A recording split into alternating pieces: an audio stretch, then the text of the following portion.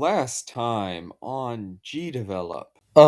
We made a Plants vs. Zombies game. And in this game, I decided that each world would take place in a different city around the world. World 2 takes place in Seattle, where it is constantly raining and storming. Now, my first task for this was to make a looping rain overlay, right? To make it look like it was raining.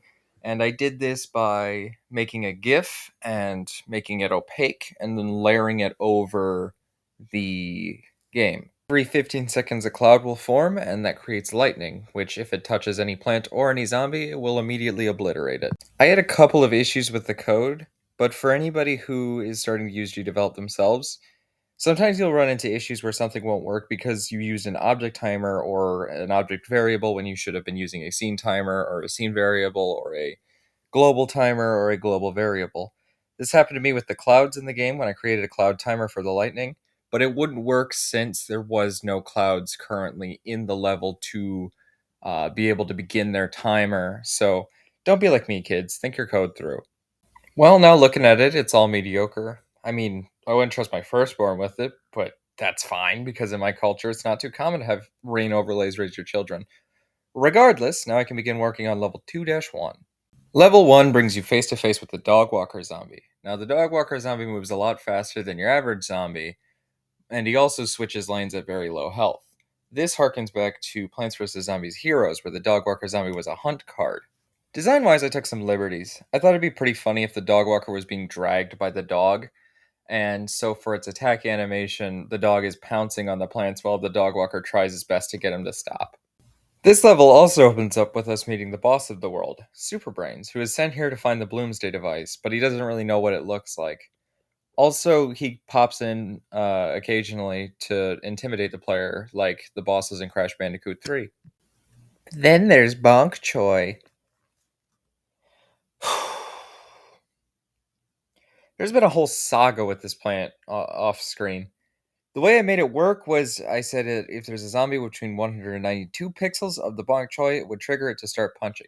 Since 96 pixels is how big the tiles themselves are, 2 spaces is about 192 pixels. Sounds great, right? 2 spaces away, make it attack. Well, the issue is that it would trigger when the zombie was any 2 spaces away, not necessarily in front or behind of it like I had originally intended. So, what I did to try and fix it is I gave it a system similar to Pea Shooter, where it would check if there is a zombie in its lane, and also if a zombie is within 192 pixels from it, that it would attack. Nah, because this way he could now hit any zombies 2 spaces away as long as there was any zombie in its lane, not necessarily one close by to it. So I added some more logic, and now it works a treat. Which is what I would say if it made any difference at all. So I chose to scrap the whole thing and use the X location of the bonk choi compared to its range versus the X location of the zombie.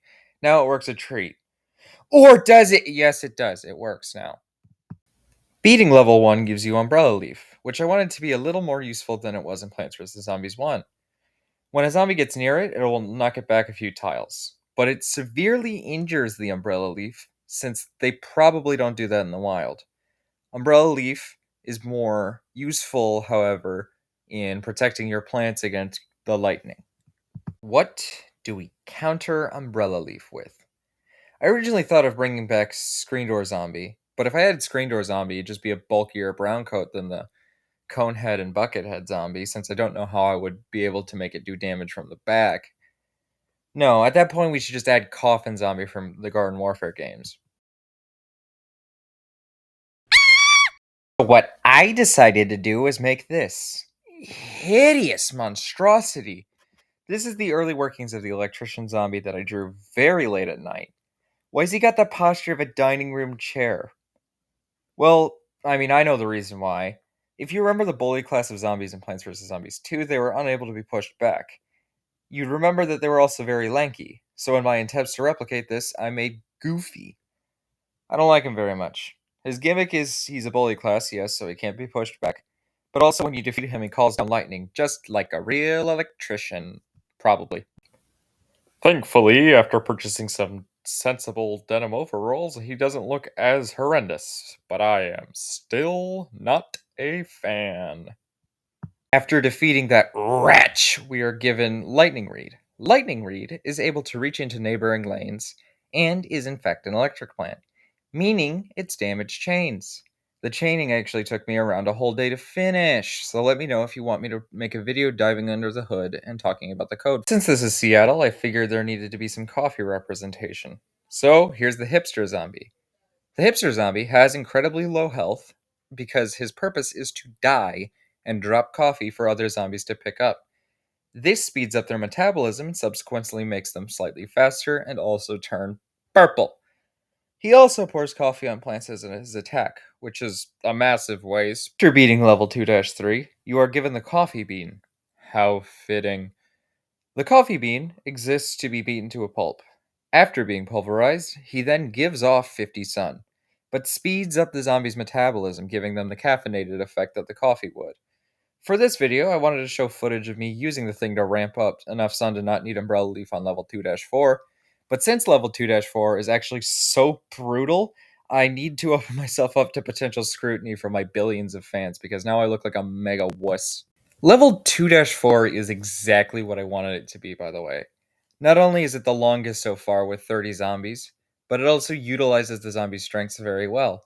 I wanted the fourth level of each world to be where everything sets in before it gets to the minigame and boss fight. Kind of like the level 10s in Plants vs. Zombies 1. And this one is really, really fun to play. As a prize, we were given Cherry Bomb, which does the same thing as it did in the other two games. We're also thrown into the most brutal thing I could have come up with. This is a direct ripoff of PVZ 1's 4-10, where it was completely dark unless there was lightning. The lightning won't affect the lawn anymore, at least. It's interesting, however, because you can still see sun while the field is dark, making Coffee Bean actually necessary as a sort of minesweeper, but it's also very risky. Oh, and I brought back Gargantuars too.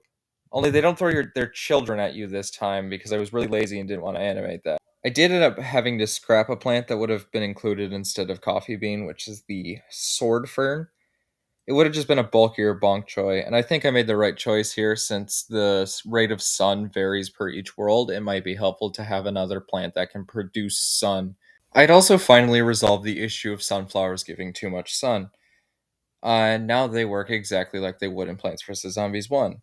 Learning from the issues with the timers that I had for lightning, I've also made it so sun may fall from the ceiling. I also had this bug where if there were no plants in the scene, you would be able to have a free plant with no cooldown, which wasn't that much of an issue until I got Coffee Bean. This is because the variable keeping track of how much sun each plant costs and what the cooldown of each plant was a object variable where it should have been a scene variable. And you're probably thinking, oh well, you could just change it. Yeah, alright. I believe you should know that when I was making this game, I made 13 plants before giving up and making the levels, with 7 possible plant equip slots, each requiring 2 lines of code per possible equip slot, giving both cooldown data and sun cost data.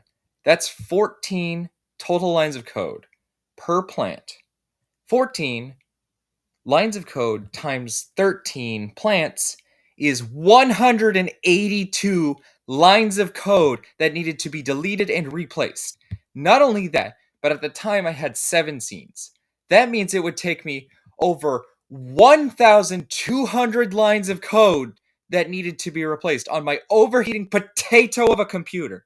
No, I'm not doing that. I've got ADHD. Mom, Dad, I have someone very special I need you to meet. This is Lyle. You know how there was a rumor going around that Team Fortress 2's code was all held together by a coconut PNG? Lyle is my coconut PNG. I need to create a Lyle as soon as the game starts to be my representative plant out of frame.